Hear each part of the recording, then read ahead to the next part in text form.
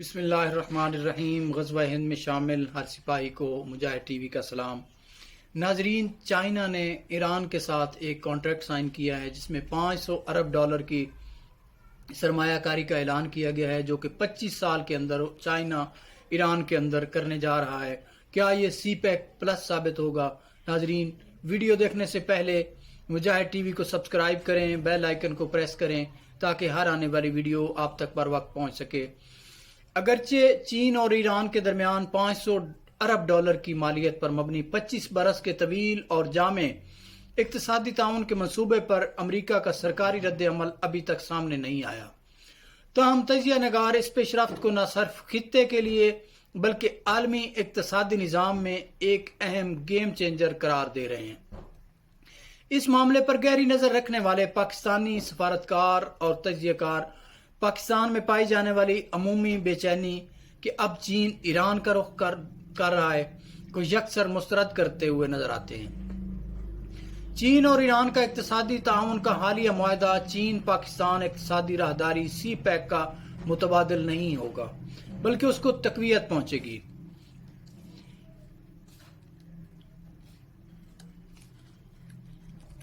ماہرین کے مطابق تہران نے چین کے ساتھ طویل المدتی اقتصادی اور انفراسٹرکچر کی تعمیر اور سلامتی کے معاملات میں تعاون کر کے اپنے آپ کو نئے عالمی حالات کے لیے ایک طاقتور ملک بنانے کی کوشش کی ہے، لیکن ایسا کرنے کی صورت میں جہاں ایک جانب وہ امریکہ کے نئے عتاب کا شکار بھی ہو سکتا ہے، وہیں دوسری جانب ممکن ہے کہ یہ معاہدہ اسے امریکہ کی مسلسل پابندیوں کی تکلیف سے نجات بھی دلا دے گا۔ امریکہ کی کافی عرصے سے ایران پر عائد پابندیاں ہی اسے چائنا کے اتنا قریب لے آئی ہیں کہ وہ اپنا تیل عالمی نرخوں سے قدرے کم قیمت پر چین کو اس لیے فروخت کرنے کے لیے تیار ہو گیا ہے کہ اس کے تیل کی فروخت کسی رکاوٹ کے بغیر جاری رہ سکے اور اسے قومی دولت میں ایک قابل اعتماد آمدن کا ذریعہ حاصل ہو سکے۔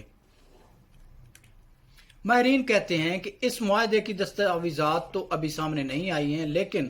جو تفصیلات معلوم ہیں ان کے مطابق اگلے 25 برسوں میں ایران کی خستہ حال معیشت میں $500 ارب مالیت کے منصوبے اقتصادی استحکام لانے میں اس کی کافی مدد دے سکتے ہیں۔ اس کے بدلے میں چین رعایتی نرخوں پر تیل، گیس اور پیٹروکیمیکل مصنوعات ایران سے خرید سکے گا۔ اس کے علاوہ بیجنگ ایران کے مالی، ٹرانسپورٹ اور ٹیلی کمیونیکیشن کے شعبوں میں بھی سرمایہ کاری کرنے جا رہا ہے۔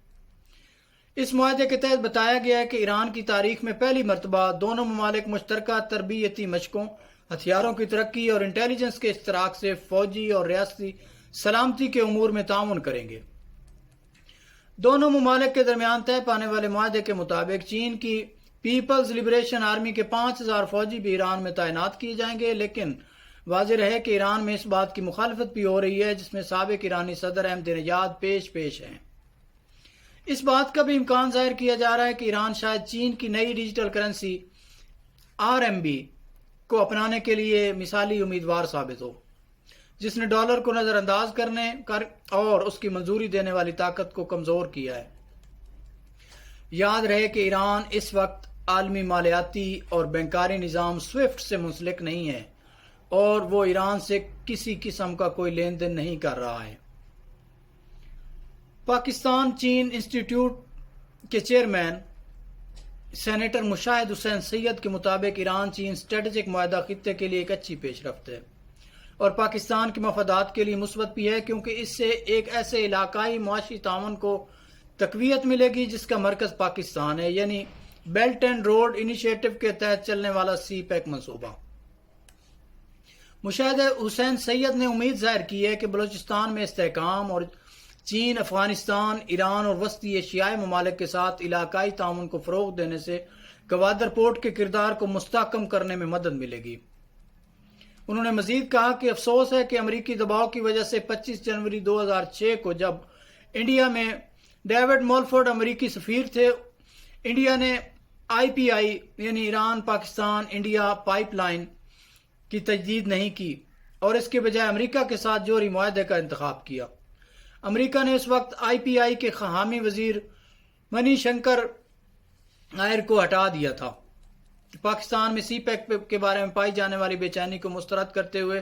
مشاہد حسین سید نے کہا کہ ایران چین معاہدہ سی پیک کو مزید بامانی بنائے گا، کیونکہ یہ دونوں ممالک مسابقتی یا حریف نہیں بلکہ دونوں کا ماخذ چین کے ساتھ اسٹریٹجک تعاون ہے۔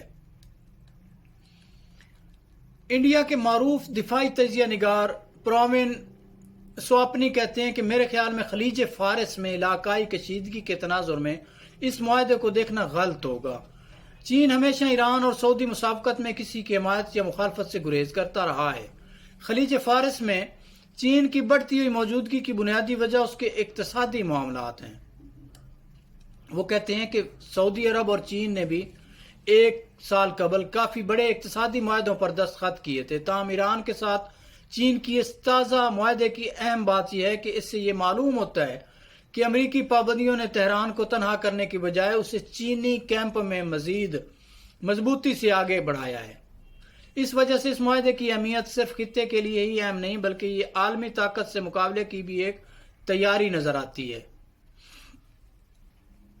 پروین سوانی کہتے ہیں کہ معاہدے کی زیادہ تفصیلات فی الحال دستیاب نہیں، اس لیے اس کا سی پیک سے موازنہ نہیں کیا جا سکتا، تاہم بہت بڑا فرق اس میں فریقین کے بنیادی مفادات کا متحرک ہونا ہے۔ چین کی تیل کی ضرورت ہے جو اسے ارزاں نرخوں پر ایران سے ملے گا۔ ایران بدلے میں اپنے اقتصادی اور تیل کی پیداواری بنیادی ڈھانچے اور تجارت میں سرمایہ کاری کا خواہاں ہے جو چین مہیا کرے گا۔ چین ایران تعلقات میں معاشی باہمی تعاون موجود ہیں جو چین پاکستان کے معاملے میں نہیں ہے۔ یہ فرق واقعی کسی طرح کا کردار ادا کرے گا، فی الحال اس بارے میں کچھ نہیں کہا جا سکتا۔ ان کے مطابق ایران کے پاس وہ وسائل موجود ہیں جن کی چین کو شدید ضرورت ہے، یعنی ہائیڈرو کاربن۔ پاکستان کے پاس ایسی کوئی دولت نہیں ہے، لہذا معاشی ڈائنامک کے لحاظ سے پاکستان اور چین کے تعلقات چین اور ایران کے تعلقات سے کافی مختلف نوعیت کے ہیں۔ پروین سوانی کہتے ہیں کہ اگرچہ اس بارے میں بہت سی باتیں ہوئی ہیں کہ پاکستان ایران وسطی ایشیا پر مشتمل راہداری اس خطے کی معاشی ترقی اور بہتری کا باعث بنے گی، یہ بہت طویل مدتی منصوبہ تو ہو سکتا ہے لیکن اس کا کسی قلیل مدت میں وقوع پذیر ہونا مشکل لگتا ہے۔ ایران اور پاکستان ان صنعتی مصنوعات کو مینوفیکچر نہیں کرتے ہیں جو وسط ایشیا کے ممالک درآمد کرتے ہیں، اور نہ ہی وسط ایشیائی برآمدات کے لیے یہ کوئی بڑی منڈیاں ہیں۔ ان کا کہنا تھا کہ چین سے وسطی ایشیا کے ساتھ یورپ تک ایسا انفراسٹرکچر موجود ہے جس کی وجہ سے وہاں سڑکوں اور ریلوے کا ایک جال بچھا ہوا ہے۔ یہ دیکھنا مشکل ہے کہ پاکستان ایران چین کے لیے راستے ان پرانے راستوں کا متبادل کیسے بن سکیں گے۔ انڈین تجزیہ کار کا مزید کہنا تھا کہ ایران کی چاہ بہار بندرگاہ کی تعمیر کے منصوبے کا آغاز انڈیا نے کیا تھا، جس کی وجہ یہ تھی کہ انڈیا کو افغانستان کے معدنی وسائل کی کانکنی کرنا تھی اور انہیں ایران کی صنعتی صلاحیت کے استعمال سے زیادہ بہتر بنانا تھا۔ ظاہر ہے کہ یہ سب کچھ افغانستان کی زمینی صورتحال کے پیش نظر دور کے ڈھول سہانے کی مانند ہے۔ افغانستان کی معیشت اتنی بڑی نہیں کہ انڈیا افغانستان تجارت کے کوریڈور کے لیے انڈیا بذریعہ ایران وہاں کوئی بہت بڑا سڑکوں یا ریلوے کا انفراسٹرکچر تعمیر کرے۔ وہ مزید کہتے ہیں کہ پاکستان نے خلیج فارس میں ایران سعودی محاذ زراعی سے دور رہنے کی کافی کوشش کی ہے اور ایسا ہی انڈیا نے بھی کیا ہے۔